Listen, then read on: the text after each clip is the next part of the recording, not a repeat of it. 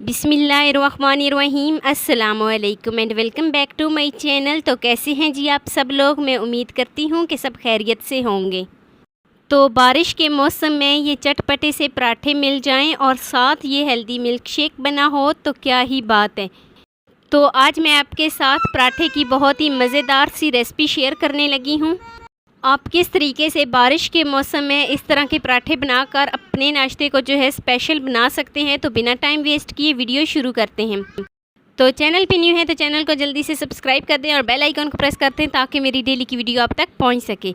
तो ये पराठे बनाने के लिए यहाँ पर मैंने 1.5 कप जो है आटा लिया है। आटा जो था वो बाज़ार वाला आटा था। तो यहाँ पर मैं इसमें 1 टेबल स्पून घी शामिल करूँगी। तो घी शामिल करने से जो हमारे पराठे होंगे वो बहुत ज़्यादा क्रिस्पी बनेंगे। तो घी को शामिल करने के बाद यहाँ पर मैं इसको बहुत ही अच्छे तरीके से मिक्स कर लूँगी। तो यहाँ पर मैं इसमें 1 गिलास पानी शामिल करूँगी। यहाँ पर पानी मैंने एक ही दफ़ा सारा शामिल नहीं करना। यहाँ पर मैं इसमें थोड़ा थोड़ा करके पानी शामिल करूँगी और बहुत ही अच्छे तरीके से मिक्स कर लूँगी। तो जैसे जैसे मैं इसमें पानी शामिल करती जा रही हूँ अच्छे तरीके से मिक्स करती जा रही हूँ ताकि कोई भी गुठली वगैरह ना बने।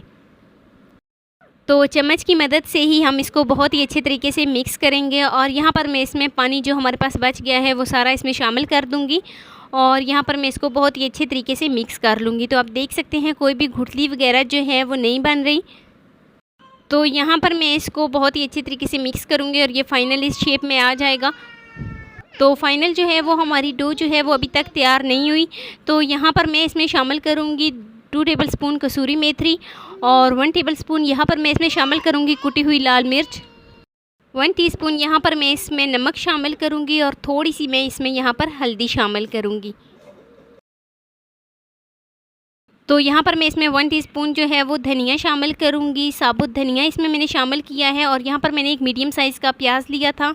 तो प्याज को यहाँ पर मैंने फाइनल इस तरीके से चॉप कर लिया था। तो प्याज शामिल करेंगे और साथ ही मैंने यहाँ पर एक मीडियम साइज़ का टमाटर लिया था, उसको भी यहाँ पर मैंने चॉप कर लिया था। तो अब यहाँ पर मैं इसमें टमाटर शामिल करूँगी और शामिल करने के बाद बहुत ही अच्छे तरीके से मिक्स कर लूँगी।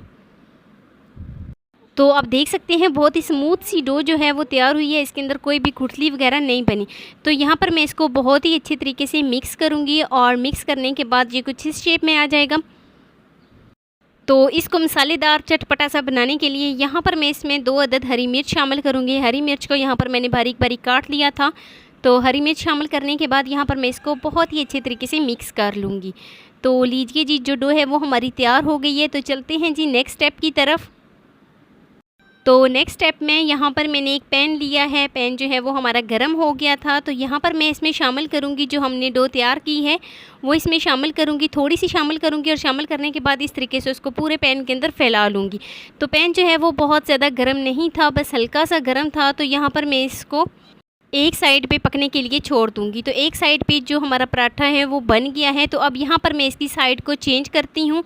तो पराठा जब हमें कैसे पता चलेगा कि एक साइड से पक गया है, तो कुछ इस शेप में ये आ जाएगा। और यहाँ पर मैं इसके ऊपर 1 टेबल स्पून जो है वो घी शामिल करूँगी और घी शामिल करने के बाद इसकी साइड को चेंज कर दूँगी। तो यहाँ पर आपने एक बात का ध्यान रखना है कि ये जो पराठा है वो बहुत ज़्यादा पतला हो।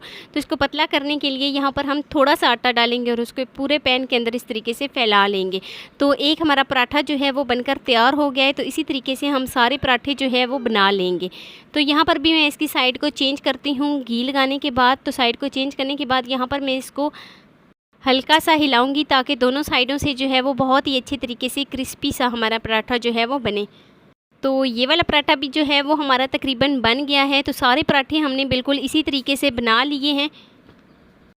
तो यहाँ पर आपने फ्लेम जो है वो मीडियम रखनी है, बहुत ज़्यादा हाई फ्लेम पे इसको नहीं पकाना। इससे क्या होता है कि अंदर से जो पराठा है वो कच्चा रह जाएगा और बाहर से पक जाएगा। तो यहाँ पर मैंने मीडियम फ्लेम पर दोनों साइडों से बहुत ही अच्छे तरीके से पराठे जो है वो बना लिए हैं सारे। तो दोनों साइडों से बहुत ही अच्छे तरीके से पकाने के बाद मैं आपको इसकी फ़ाइनल लुक दिखाती हूँ। तो जब तक मैं आपको इसकी फ़ाइनल लुक दिखाती हूँ आप मेरे चैनल को जल्दी से सब्सक्राइब कर दें और बेल आइकन को प्रेस करते हैं ताकि मेरी डेली की वीडियो आप तक पहुँच सके। तो वीडियो ज़रा सी भी अच्छी लग रही है तो प्लीज़ लाइक कर दें। तो ये है जी इसकी फ़ाइनल लुक। ना जले हैं ना कच्चे हैं, हमारे बहुत ही मज़ेदार से पराठे जो हैं वो बन गए हैं। तो साथ में यहाँ पर मैंने मैंगो मिल्क शेक बनाया था। तो यहाँ पर मैं मैंगो मिल्क शेक को भी डालूँगी और यहाँ पर मैं इसको सर्व कर लेती हूँ। तो ये है जी इसकी फ़ाइनल लुक। कैसी लगी जी मेरी आपको आज की वीडियो ज़रा सी भी अच्छी लगी है तो लाइक कर दें। फर्स्ट टाइम है चैनल पे तो चैनल को लाजमी सब्सक्राइब कर दें और बेल आइकॉन को प्रेस कर दें ताकि मेरी डेली की वीडियो आप तक पहुंच सके। तो मिलते हैं नेक्स्ट वीडियो में एक नई रेसिपी के साथ। अपना बहुत सारा ख्याल रखना, अपने से ज़्यादा दूसरों का। अल्लाह हाफिज़।